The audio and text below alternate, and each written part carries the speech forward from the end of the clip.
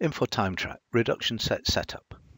Use this form to define lunch and break schedules for shifts.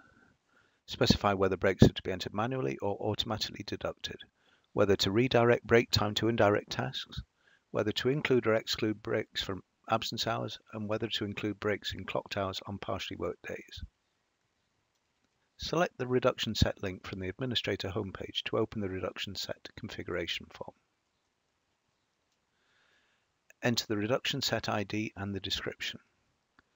Then enter the details. The type should be normal. This is the only type currently supported by TimeTrack.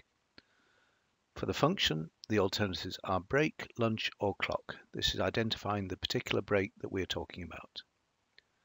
Start and end times are used to define the duration of the reduction, and elapsed time is calculated from the entry of the start and end times. Payroll timecode currently has no function in TimeTrack.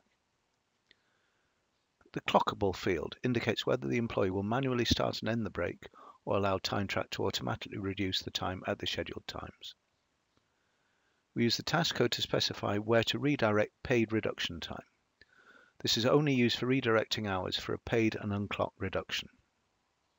The paid flag indicates whether or not attendance time is to be reduced along with the labour time. Paid and unclocked reduction should have a task code specified to redirect the reduction time from the labour time to an indirect task. Paid clock reductions are used when the employee is expected to clock out for lunch but should be paid if they do not clock out for lunch. If they do clock out for lunch, then that time is considered to be unpaid. Confirm break. This is active in clockable reductions and warns the operator when trying to clock out if they have not yet recorded any break information. Exclude Absences specifies whether or not the reduction should be applied to absence hours.